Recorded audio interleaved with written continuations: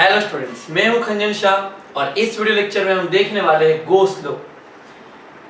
अब last video lecture में हमने देखा था इलेक्ट्रिक फील्ड, इलेक्ट्रिक फ्लक्स का फॉर्मूला। क्या फॉर्मूला देखा था? Electric flux E, electric flux phi is equal to E dot E।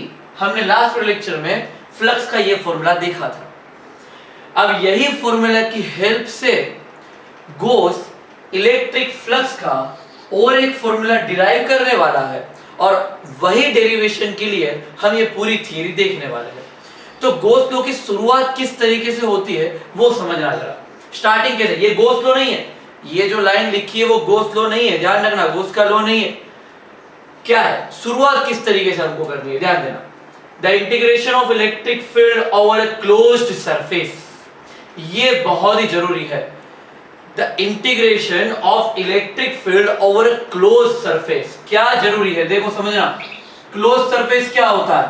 तो भाई एक स्फीयर ले लिया, एक स्फीयर closed surface होता है, बिल्कुल होता है। एक सिलेंडर ले लिया, closed surface होता है ना, पूरी सरफेस क्लोज हो जानी चाहिए। एक closed surface जिसके अंदर कोई चार्ज रख दिया जाए, तो ये एक स्फीयर है। क्लियर? एक स्फीयर, एक गोला है पूरा। ये स्फीयर क्या बोला? The integration of electric field over a closed surface which enclose the charge. मतलब यहां सेंटर पे एक चार्ज ले लो जिस चार्ज की वैल्यू है Q जितनी। सेंटर पे पॉजिटिव चार्ज ले लिया। पॉजिटिव नेगेटिव से क्या मीनिंग है? अरे भाई पॉजिटिव लिया तो सिर्फ इतना समझ में आएगा कि इलेक्ट्रिक फील्ड मुझे यहां से बाहर निकालना है। अच्छा, कौन सी डायरेक्शन में इलेक्ट्रिक फील्ड निकलता होगा? क्या लगता है कौन सी डायरेक्शन में निकलता होगा इलेक्ट्रिक फील्ड? हर एक डायरेक्शन में निकलता है, 360 डिग्री हर जगह निकलता है। भाई यहां से इस तरफ भी निकलेगा इलेक्ट्रिक फील्ड, यहां से इस तरफ भी निकलेगा, यहां से नीचे भी जाएगा और यहां से ऊपर भी जाएगा, हर एक जगह जाएगा। ठीक है, इवन क्रॉस में 360 डिग्री हर जगह जाएगा। तो क्या हुआ? एक क्लोज सरफेस ली, क्लोज सरफेस के अंदर एक पॉजिटिव चार्ज रख दिया। नेगेटिव लेता तो क्या होता? नेगेटिव लेता तो चार्ज अंदर, ये इलेक्ट्रिक फील्ड मुझे अंदर की तरफ बताना पड़ता और कोई फर्क नहीं पड़ता। तो एक पॉजिटिव चार्ज ले लिया। फिर क्या किया मैंने? इलेक्ट्रिक फील्ड्स ड्रॉ किए। ये सारे के सारे क्या? Electric field. ये जो दिख रहा है वो सब क्या है? ये इलेक्ट्रिक फील्ड है, ये सब इलेक्ट्रिक फील्ड है। फिर इसके बाद leads us towards the Gauss law. ये जो कंडीशन बनती है ना, इस कंडीशन से गॉस लॉ की शुरुआत होती है और हम गॉस लॉ समझ पाएंगे कि क्या सिचुएशन है, गॉस ने किस सिचुएशन के लिए लॉ बनाया और वो हम कब कब अप्लाई करेंगे। क्योंकि इसके बाद हम गॉस लॉ की 3 एप्लीकेशन देखने वाले हैं। गॉस लॉ की 3 एप्लीकेशन, उसके बाद हमारा चैप्टर खत्म हो जाएगा। ठीक है ना? तो गॉस लॉ को इस तरीके से हम अंडरस्टैंड करते हैं। अब एक बात समझिए, हमारे पास फॉर्मूला था phi is equal to E dot A. ये फॉर्मूला कब यूज होता था? मैंने फिगर क्या ड्रॉ की थी? मैंने ये फिगर ड्रॉ की थी भाई, मैंने ये फिगर ड्रॉ की थी यहाँ पे कि हमारे पास ये कोई एक प्लेन सरफेस थी और यहां से इसी डायरेक्शन में इलेक्ट्रिक फील्ड हमारा जा रहा था। तो ये प्लेन सरफेस का एरिया वेक्टर भी इस तरफ ही होगा कि नहीं? एरिया वेक्टर हमेशा कहां होता है? परपेंडिकुलर टू द सरफेस, बराबर, लास्ट लेक्चर में बताया। और इलेक्ट्रिक फील्ड भी इसी डायरेक्शन में। भाई इलेक्ट्रिक फील्ड भी उसी डायरेक्शन में, एरिया भी उसी डायरेक्शन में, दोनों के दोनों सेम डायरेक्शन में। वही काम अगर इस इलेक्ट्रिक फील्ड के लिए देखो, इस लाइन के लिए, तो इसका फिर से यूनिट वेक्टर उसी डायरेक्शन में, इसका भी यूनिट वेक्टर उसी डायरेक्शन में। मतलब क्या? इलेक्ट्रिक फील्ड और एरिया वेक्टर सब कुछ सेम डायरेक्शन में होता था। और तब हमने फॉर्मूला डिराइव किया था E डॉट ए, मतलब ये cos थीटा। पर अगर समझ लो कि हमारा जो इलेक्ट्रिक फील्ड है और एरिया वेक्टर है, मतलब कि हमारा जो इलेक्ट्रिक फील्ड है अगर वो हर बार एक ही डायरेक्शन में ना हो कि अलग अलग डायरेक्शन में हो, तो हमें क्या करना पड़ेगा? हमें वो पूरी सरफेस को छोटे छोटे पार्ट में कन्वर्ट करके फिर सॉल्यूशन लाना पड़ेगा। जैसे एग्जांपल देता हूं, समझते क्लियर हो जाएगा, समझना जरा। जैसे यहां पे ये इलेक्ट्रिक फील्ड इस डायरेक्शन में गया, तो मुझे पर्टिकुलर इस जगह पे इलेक्ट्रिक, पर्टिकुलर ये वाली जगह देखो, इसका एरिया ये हुआ इतना, पर्टिकुलर इतना एरिया हुआ। ये एरिया का एरिया वेक्टर कहां होगा? एरिया वेक्टर हमेशा परपेंडिकुलर टू द सरफेस होता है। अब दिमाग में क्या आएगा भाई? अगर ऐसी कोई सरफेस है तब तो परपेंडिकुलर ये हो गया या ये हो गया। पर मान लो कि सरफेस ऐसी कर्वेचर है, तब क्या होगा? तब यहां का एरिया वेक्टर इस तरफ, यहाँ का एरिया वेक्टर इस तरफ, यहाँ का एरिया वेक्टर इस तरफ, यहाँ का एरिया वेक्टर इस तरफ, ऐसा होगा ना। जैसे एक एग्जांपल देता हूं, जैसे इसको समझो, ये सिचुएशन देखो क्या होगा। यहाँ पे ये वाली सरफेस का अगर मुझे एरिया वेक्टर देखना है तो इसका एरिया वेक्टर यहाँ पे आएगा। क्यों? क्योंकि पर्टिकुलर इतनी सरफेस, पूरे का एरिया वेक्टर कहाँ होगा? अरे हो ही नहीं सकता, हो ही नहीं सकता। क्यों? क्योंकि ये प्लेन सरफेस नहीं है, एकदम बिल्कुल एक ही डायरेक्शन वाली नहीं है, ये कर्वेचर सरफेस है। इसलिए क्या होगा, जब मैं इस कर्वेचर सरफेस का एरिया वेक्टर देखूंगा तो मैं इस पूरी सरफेस को छोटे छोटे पार्ट में कन्वर्ट कर दूंगा। किस तरीके से? अगर इतने पार्ट की मैं बात करूं तो इसका एरिया वेक्टर इस सरफेस के परपेंडिकुलर, मतलब यहां। अगर ये वाले पार्ट की बात कर रहा हूं तो इससे परपेंडिकुलर, मतलब यहां। अगर ये वाले पार्ट की बात कर रहा हूं तो इसका परपेंडिकुलर, मतलब इस जगह पे। अगर ये वाली बात करूं तो परपेंडिकुलर, मतलब इस जगह पे। समझ में आई बात? मतलब जब मैं स्फीयर की बात कर रहा हूं तो स्फीयर के अंदर भी सेम सिचुएशन बनेगी। ये पूरा स्फीयर है तो इस जगह पे, यहाँ पे, ये यहाँ पे, ये यहाँ पे, हर अलग अलग जगह पे मुझे एरिया वेक्टर मिलेगा। पर दूसरी बात ये भी है, देखो जरा, इसका एरिया वेक्टर भी इसी डायरेक्शन में, इलेक्ट्रिक फील्ड भी वहीं पे और एरिया वेक्टर भी वहीं पे। पर ये क्या पूरा एरिया है? मैंने छोटा सा एरिया कट किया है। इसका मतलब इसको ए ना लिख के मैं क्या लिखता हूं? डीए लिखता हूं। समझ में आई ना? पूरे स्फीयर का एरिया कैपिटल, पर अगर मैं वो पूरे स्फीयर को छोटे छोटे पार्ट में कन्वर्ट कर दूं तो फिर वो हर एक पार्ट को मुझे डीए डीए डीए डीए बोलना पड़ेगा और फिर फाइनली मुझे हर एक डीए का इंटीग्रेशन करना पड़ेगा 11th स्टैंडर्ड। तो क्या हो गया, ये पार्ट डीए हो गया। उसी तरीके से यहाँ पे देखो भाई, इलेक्ट्रिक फील्ड भले ही इसकी डायरेक्शन से चेंज हो गया, पर एक बात इंटरेस्टिंग है कि यहां भी अगर मैं एरिया वेक्टर देखूं तो इसका एरिया वेक्टर इस डायरेक्शन में आया, मतलब फिर से जो एरिया वेक्टर है वो इलेक्ट्रिक फील्ड की डायरेक्शन में ही आया। इलेक्ट्रिक फील्ड अलग अलग डायरेक्शन, एरिया वेक्टर भी अलग अलग डायरेक्शन, पर यहां भी इलेक्ट्रिक फील्ड और एरिया सेम डायरेक्शन में, यहां भी इलेक्ट्रिक फील्ड और एरिया सेम डायरेक्शन में। यहां इस पॉइंट को अगर मैं लेता हूं तब भी इलेक्ट्रिक फील्ड और एरिया सेम डायरेक्शन में, और अगर ये वाले पॉइंट को मैं कंसीडर करता हूं तब भी इलेक्ट्रिक फील्ड और एरिया सेम डायरेक्शन में। मतलब चाहे कोई भी पॉइंट ले लो, मैं इस पर्टिकुलर इस कंडीशन की बात कर रहा हूं, यहां भी लेता तो इलेक्ट्रिक फील्ड ऐसे जाता, एरिया वेक्टर भी ऐसे ही आता। मतलब कोई भी कंडीशन ले लो, इलेक्ट्रिक फील्ड और एरिया के छोटे छोटे हर एक पार्ट के बीच का जो एंगल थीटा है वो हमेशा कितना डिग्री रहा? 0 डिग्री रहा। चाहे यहां देखूं, चाहे यहां, चाहे यहां, चाहे यहां, कोई भी जगह में देखूं, ठीक है ना। थीटा इज इक्वल टू मुझे कितना मिला? 0 डिग्री। अब ये सिचुएशन को देखो जरा, phi is equal to actual formula तो हमारे पास ई डॉट है, पर यहां पे फाई इज इक्वल टू मैं ई डॉट ए नहीं लिख सकता, मैं क्या लिखूंगा? ई डॉट डीए लिखूंगा। मैं समझ में आई बात की नहीं आई? मुझे लिखना पड़ेगा ई डॉट डीए, क्योंकि मैंने हर एक एरिया को छोटे छोटे पार्ट में कन्वर्ट कर दिया। तो मैंने यहां पे फाई इज इक्वल टू क्या लिख दिया? ई डॉट डीए। पर फिर मुझे क्या करना है? अगर मैं ई डॉट डीए लिखता हूं तो वैसी कंडीशन में मुझे फाई को भी डी फाई कहना पड़ेगा, क्योंकि वो छोटा सा फ्लक्स हुआ। पर अगर मैं उसकी जगह पे यहां पे इंटीग्रेशन ले लेता हूं तब कोई प्रॉब्लम नहीं है कि मैंने वो हर एक छोटे छोटे डीए को इंटीग्रेट कर दिया और टोटल फ्लक्स फाइंड कर लिया। मतलब अब जब मैं ई डॉट ए लिखता हूं तब कोई प्रॉब्लम नहीं है, phi is equal to E dot A पूरा एरिया। पर जब मैं phi is equal to E dot dA लिखता हूं तो मुझे आगे इंटीग्रेशन रख देना पड़ेगा। वो भी कैसे? तो the integration of electric field over close surface, जब क्लोज सरफेस का इंटीग्रेशन लेते हैं ना तो यहां पे बीच में हम ये इंडिकेशन बताते हैं, क्लोज सरफेस बता रहा है। समझ में आ रही बात? तो बीच में ऐसा राउंड कर देना है ताकि पता चल जाए कि ये क्लोज सरफेस की बात चल रही है। समझ में आ गई यहां तक की बात? तो phi is equal to close integration of E dot dA. Correct? अब मैं हर बार क्लोज इंटीग्रेशन इंडिकेट नहीं करूंगा, तुमको समझ जाना है कि जब क्लोज सरफेस की बात करेंगे क्लोज इंटीग्रेशन पूरी सरफेस को हम कंसीडर करेंगे। तो फाई इज इक्वल टू ये सिचुएशन क्या बनी? Integration E dA cos theta निकल जाएगा और theta is equal to 0 degree, मतलब क्या लिखा मैंने? कोस 0। समझ में आया? E dA cos 0। तो phi is equal to integration E dA cos 0 is equal to हो गया 1। तो phi is equal to E बाहर आ गया, ई इंटीग्रेशन के बाहर आ गया क्योंकि इलेक्ट्रिक फील्ड तो कांस्टेंट है और इंटीग्रेशन ऑफ क्या बचा, dA।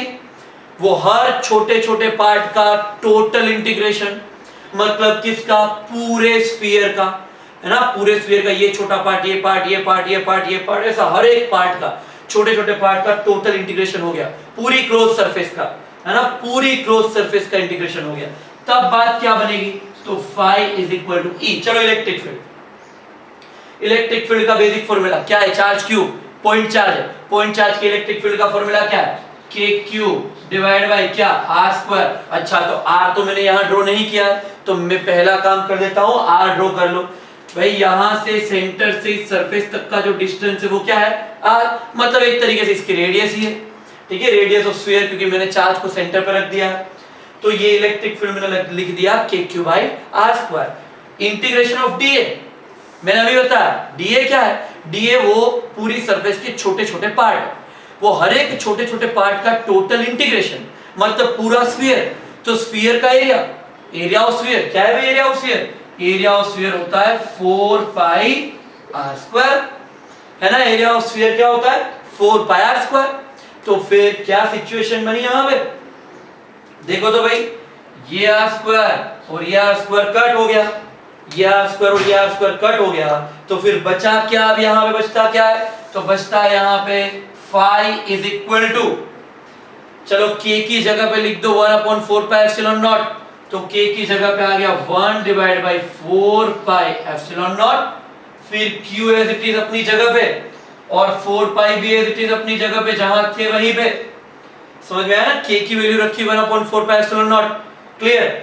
तो क्या हुआ, कौन कट हो गया, यहां से 4 पाई कट हो गया, ये 4 पाई और ये 4 पाई यहां से कट हो गया, तो phi is equal to, finally मुझे क्या मिला, मुझे मिला phi is equal to q divide by epsilon naught. समझ में आ गई, ये बात क्लियर हुई, ये बात क्लियर हुई। यही हमको फ्लक्स का सेकंड फॉर्मूला मिला। पहला फॉर्मूला यहां से स्टार्ट किया था, देखो लास्ट वीडियो लेक्चर में हमने फ्लक्स का ये फॉर्मूला किस तरीके से आया वो पूरा एक्सप्लेन किया कि ये फॉर्मूला किस तरीके से वैलिड है, इलेक्ट्रिक फील्ड पे डिपेंड करता है, एरिया पे डिपेंड करता है, डॉट प्रोडक्ट कैसे बना, सब कुछ मैंने एक्सप्लेन किया। फिर अभी हमने क्या देखा कि ये फॉर्मूला कब अप्लाई होता है, कब अप्लाई होता है, जब पूरा इलेक्ट्रिक फील्ड पूरे एरिया के साथ में चलता हो। यहां पे क्या सिचुएशन आई, हमारा इलेक्ट्रिक फील्ड डिफरेंट डायरेक्शन में है और ये पूरा स्फीयर है, तो मुझे पूरे स्फीयर को छोटे छोटे पार्ट में मजबूरी में कन्वर्ट करना पड़ा, क्योंकि पूरे स्फीयर का सिर्फ कोई एक डायरेक्शन में, कोई एक ही डायरेक्शन में इलेक्ट्रिक फील्ड नहीं होता या एरिया वेक्टर नहीं होता, यहाँ एरिया वेक्टर हर अलग अलग डायरेक्शन में है, इसलिए मुझे उसका छोटे छोटे पार्ट में कन्वर्ट करना पड़ा। पर फिर मैंने बाद में इंटीग्रेशन कर लिया, इसलिए मेरा जो टोटल फ्लक्स था वो तो फाई रहा एज इट इज। फिर क्या हुआ, ई डी कोस थीटा कर दिया, पर थीटा इज इक्वल टू हर जगह जीरो है ना, तो जीरो लेने में कोई बुराई नहीं है, तो cos zero is equal to 1, e common आ गया, इंटीग्रेशन ऑफ डीए रह गया, डीए को 4 पाई आर स्क्वायर बोलते हैं, हमको पता है, ठीक है, स्फीयर का एरिया तो 4 पाई आर स्क्वायर और electric field K q by r square, starting का अपना कॉन्सेप्ट, आर स्क्वायर कट हो गया, के की जगह 1/4 पाई एप्सिलॉन नॉट बोल दिया। हमारे दूसरे ही वीडियो लेक्चर में मैंने जब कूलम्स को पढ़ाया था तभी बोल दिया था कि k को हम 1/4 पाई एप्सिलॉन नॉट बोल सकते हैं, ये 4 पाई कट हुआ, ये 4 पाई कट हुआ, q divide by epsilon naught, phi की हमको एक वैल्यू मिल गई। समझ में आ गई, यहां तक की बात बिल्कुल क्लियर हो गई। पर और एक बात, अगर इस सिचुएशन के अंदर समझ लो, और एक बात मैं तुमको बताऊं कि अगर इस सिचुएशन के अंदर, अगर इस सिचुएशन के अंदर मान लो कि ये स्फीयर के अंदर मैंने सिर्फ एक चार्ज नहीं रखा, ये एक से ज्यादा चार्ज रखे, 2 3 5 बहुत सारे अलग अलग चार्ज मैंने रखे, तब हमारा ये जो फॉर्मूला है वो फॉर्मूला क्या बनेगा, तो वैसी सिचुएशन में जो हमारा फॉर्मूला है ना वो बनेगा summation of charge divide by epsilon naught. समझ में आया, समेशन ऑफ चार्ज, भाई जितने भी चार्ज है उन सब का समेशन ले लो। मान लो यहाँ पे +10 है और +5 है, तो 5 + 10 इज इक्वल टू, ये क्या हो जाता है 15 divide by epsilon not. Epsilon not क्या है 8.85 × 10⁻12, तो डायरेक्टली हमको सीधा आंसर मिल जाता कि भाई फ्लक्स कितना है, और फ्लक्स क्या है, फ्लक्स है number of electric field lines. याद करो लास्ट वीडियो लेक्चर हमारा, मतलब कोई हमको डायरेक्टली यहाँ के चार्ज की वैल्यू बता दे और बोले कि भाई इस पूरे स्फीयर में से कितनी इलेक्ट्रिक फील्ड लाइन निकल रही है, तो इजी है एकदम, बिल्कुल भी टफ नहीं है। किसी ने बोल दिया भाई यहाँ पे ये जो चार्ज है वो चार्ज 9 कूलम है, तो मैं क्या करूंगा, ये summation of Q 9 divide by epsilon not 8.85 approximate 9 ले लेता हूं, 9 into 10⁻⁻12 तो क्या हुआ 9 कट हो गया, -12 ऊपर आया, +12 हो गया। तो मुझे पता चल जाएगा भाई ये 9 कूलम में से 10⁻12 जितनी इलेक्ट्रिक फील्ड लाइंस बाहर निकल रही है। समझ में आया कि नहीं? कॉन्सेप्ट बहुत ही बढ़िया सा है। क्लियर हो गया यहां तक का? बिल्कुल क्लियर हो गया। तो यहां से जब गोस लॉ क्या बनता है, अब गोस लॉ क्या बनता है, तो गोस लॉ क्या बनता है कि electric flux associated with any closed surface is equal to the ratio of total charge enclosed by the surface to the permittivity of vacuum epsilon naught। समझ में आया नहीं? फिर से क्या बना, क्या बना? The total flux enclosed by any closed surface is equal to the ratio of charge enclosed by that surface to the epsilon zero। समझ में आया? तो वो गोस लॉ हमारा बन जाएगा। क्लियर हो गई? यहां तक की बात बिल्कुल क्लियर हो गई। बहुत ही सिंपल है, बिल्कुल भी टफ नहीं है। अब इसके बाद की बात करता हूं। अब हम लोग अभी तक जितने भी हमने चार्ज देखे वो सारे चार्ज पॉइंट चार्ज थे। अब हम जा रहे हैं कंटिन्यूअस डिस्ट्रीब्यूशन ऑफ चार्जेस पे। कंटिन्यूअस डिस्ट्रीब्यूशन, भाई कंटिन्यूअस डिस्ट्रीब्यूशन का मतलब क्या होता है, पहले उस चीज को मैं एक्सप्लेन करता हूं। कंटिन्यूअस डिस्ट्रीब्यूशन क्या होता है? जैसे कि ये एक पेन है, ये पेन के ऊपर अगर मैं चार्ज रख दूं, मान लो यहां पे मैंने बहुत सारा चार्ज रखता गया 2-3 मिनट तक मैंने इसके ऊपर चार्ज अप्लाई किया, तो वो चार्ज क्या होगा, ये पूरी पेन के अंदर इक्वली हर जगह डिस्ट्रीब्यूट हो जाएगा, इक्वली डिस्ट्रीब्यूट हो जाएगा हर जगह। ये पेन के अंदर हर जगह इक्वली डिस्ट्रीब्यूट हो गया। फिर क्या ये पॉइंट चार्ज कहलाया जा सकता है? बिल्कुल भी नहीं। पॉइंट चार्ज मतलब क्या, कोई एक ही जगह पे कॉन्सेंट्रेट हुआ हो वैसा चार्ज। पर अगर इसके पूरी सरफेस के अंदर चार्ज ही चार्ज हो तो फिर ये पॉइंट चार्ज नहीं है, फिर ये कंटिन्यूअस डिस्ट्रीब्यूशन ऑफ चार्ज हो गया। समझ में आया कि नहीं आया? एक स्फीयर है मेरे पास, अंदर से पूरा भरा हुआ सॉलिड स्फीयर। अब उस स्फीयर के अंदर ऊपर में अगर चार्ज डालता हूं तो वो चार्ज पूरे स्फीयर में इक्वली डिस्ट्रीब्यूट हो जाएगा, तो उसको हम बोलेंगे कंटिन्यूअस डिस्ट्रीब्यूशन ऑफ चार्जेस। समझ रहे हो ना बात को? कंटिन्यूअस डिस्ट्रीब्यूशन ऑफ चार्जेस बोलते हैं उसको। और उस टाइम पे हमारी सिचुएशन थोड़ी चेंज हो जाती है। कैसे चेंज होती है? मैं एक सिंपल सा एग्जांपल देता हूं, जरा देखना। जैसे कि ये मैंने पेन की बात की अभी तुमको, इसी पेन की मैं बात कर रहा हूं। ये पेन के ऊपर कंटिन्यूअस चार्ज डिस्ट्रीब्यूट हो चुका है, मतलब यहां से समझो कि ये पेन के ऊपर कंटिन्यूअस चार्ज डिस्ट्रीब्यूट हो चुका है, मतलब यहां हर जगह चार्ज ही चार्ज है। ये पूरी पेन के हर एक सरफेस के ऊपर चार्ज ही चार्ज है, हर जगह पॉजिटिव चार्ज, समझ लो हर जगह पॉजिटिव चार्ज है। और ये टोटल मिला के पूरी सरफेस का, इंटरेस्टिंग कॉन्सेप्ट है, कॉन्सेप्ट समझना जरूरी है, बिल्कुल ध्यान देना। ये पूरी सरफेस के ऊपर जो टोटल चार्ज है वो मैं बोल लेता हूं कि Q जितना है, ठीक है? पूरी सरफेस के ऊपर टोटल चार्ज Q जितना है। और ये जो पूरा रोड है उसकी लेंथ है L, यहां से यहां तक की लेंथ है L। अब अगर कोई मुझे पूछता है कि भाई इस रोड की वजह से इस पॉइंट पे, ये पॉइंट P है, इस पॉइंट पे लगने वाला इलेक्ट्रिक फील्ड फाइंड करके दे। इस रोड की वजह से, ये रोड के ऊपर बहुत सारे इलेक्ट्रिक चार्ज है, इस रोड की वजह से इस पॉइंट पे इलेक्ट्रिक फील्ड फाइंड करके दे। समझ में आ रही बात? अब मान लो कि भाई यहां से यहां तक का डिस्टेंस भी मुझे दे दिया है, यहां से यहां तक का जो डिस्टेंस है वो मुझे दे दिया है R। समझ लो, यहां से यहां तक का डिस्टेंस मुझे दे दिया है R। क्लियर? अब मुझे कोई पूछे कि भाई इस जगह पे इलेक्ट्रिक फील्ड फाइंड करके दे, तो क्या इलेक्ट्रिक फील्ड का फॉर्मूला, अच्छा इलेक्ट्रिक फील्ड का फॉर्मूला हमारे पास क्या है? KQ/R²। इलेक्ट्रिक फील्ड का फॉर्मूला क्या है? KQ/R²। मैं यहां पे रख देता हूं K total charge Q divide by R²। तो फिर ऐसा होगा कि हाँ भाई हमको तो पता चल गया बिल्कुल कि ये हो गया KQ/R², K टोटल चार्ज और यहां से यहां तक का डिस्टेंस R, तो मैंने R² ले लिया। पर ये बिल्कुल गलत है, बिल्कुल गलत है ये चीज। ये चीज कब सही होती? कब सही होती है अब और बता रहा हूं मैं कब सही होती है ये चीज। भाई समझ लो कि हमारा जो चार्ज है वो सिर्फ यहां पे है, जो टोटल चार्ज है वो पूरा का पूरा यहां पे है, और तुमको यहां से इस पॉइंट P पे फाइंड कर इलेक्ट्रिक फील्ड फाइंड करने के लिए बोला, तब तुम बोलो कि भाई यहां से यहां तक का डिस्टेंस जो है वो r है, तो मैं इसको बोल सकता हूं kq divide by r square. तब बात बिल्कुल सही है।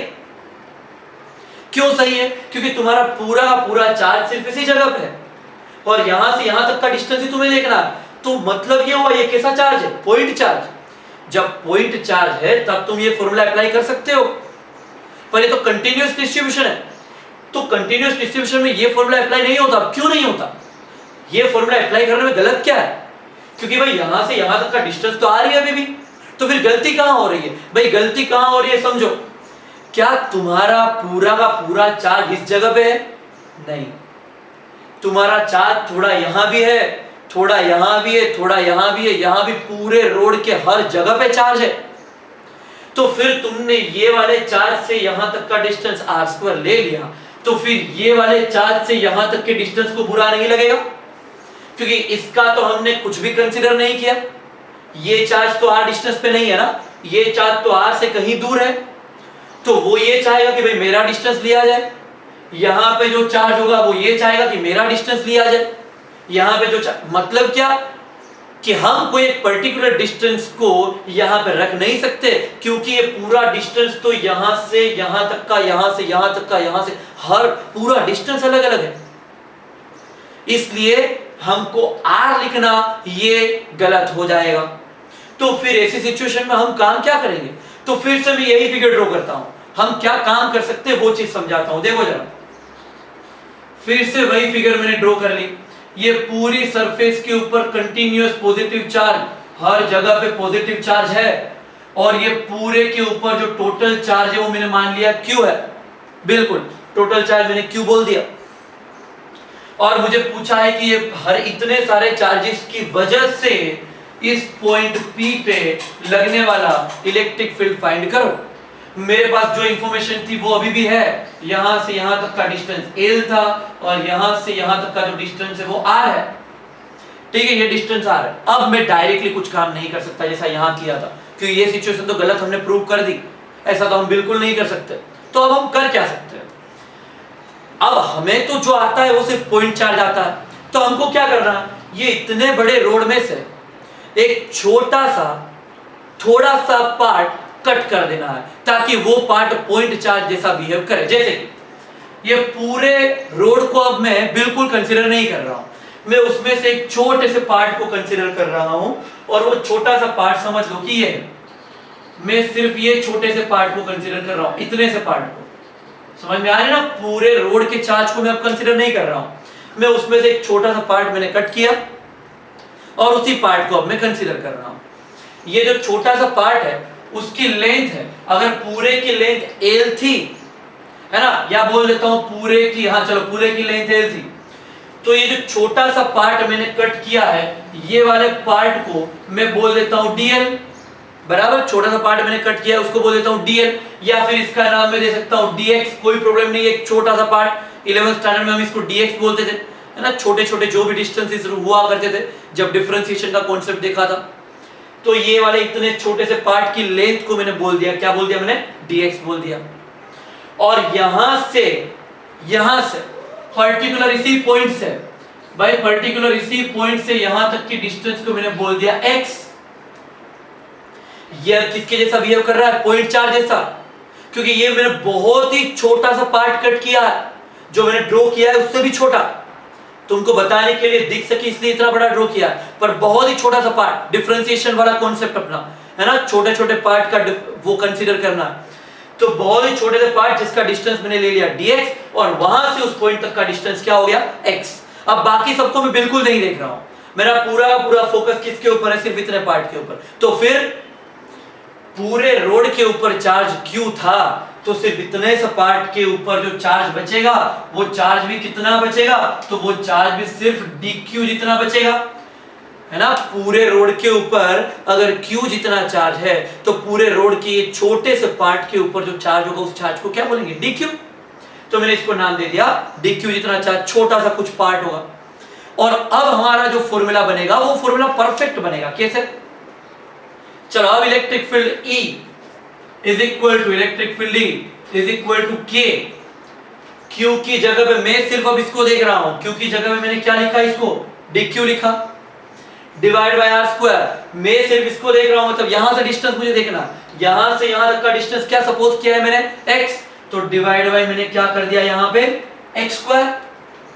समझ में आई ये बात, क्लियर हुई? पर यहां पे कुछ गलती हम कर रहे हैं। वो गलती क्या है भाई? हमने पूरे रोड की वजह से यहां कितना इलेक्ट्रिक फील्ड प्रोड्यूस होता है वो फाइंड करना है, और मैंने किया क्या, सिर्फ इतने की वजह से कितना प्रोड्यूस हो रहा है। भाई सिर्फ इतने की वजह से जब पूरा चार्ज Q dq बन गया है तो पूरा इलेक्ट्रिक फील्ड E क्या बन जाएगा, यहाँ पे D बन जाएगा। समझ में आई बात की नहीं आई? तो ये छोटा सा इलेक्ट्रिक फील्ड है ना, सिर्फ इसका जितना अमाउंट यहाँ पे लगता है सिर्फ वो हमें मिला है, हमको पूरा नहीं मिला।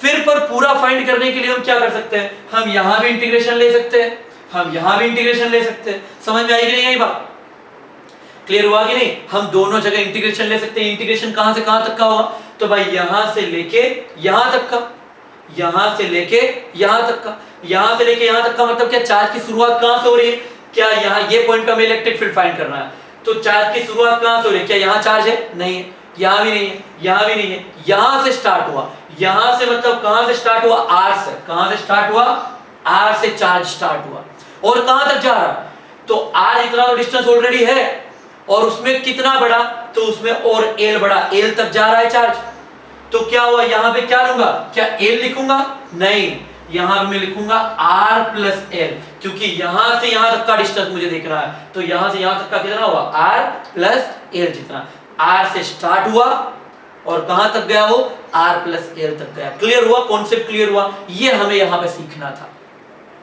कि कंटिन्यूअस डिस्ट्रीब्यूशन थोड़ा सा कॉम्प्लिकेटेड बनेगा।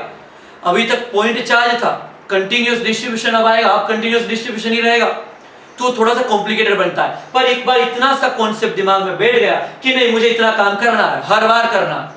अब ये इंटीग्रेशन D क्या बन गया, E बन गया, तो अब हर बार मुझे क्या काम करना है भाई, हर बार मुझे E is equal to integration, वो इंटीग्रेशन कहां से कहां तक का लेना है वो हम समझ लेंगे, पर integration K dq divide bye क्या करना है मुझे, x स्क्वायर या r स्क्वायर या कुछ भी, जो न्यूमेरिकल होगा, जो थियरी बोलेगी वो काम हम कर लेंगे।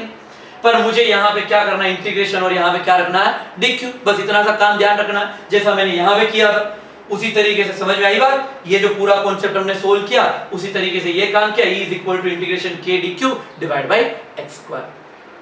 क्लियर हुआ कि नहीं हुआ? बराबर। अब इंटीग्रेशन के लिए और एक चीज समझनी है हमको, ठीक है? एक बार देख लेते हैं कितना टाइम हुआ है।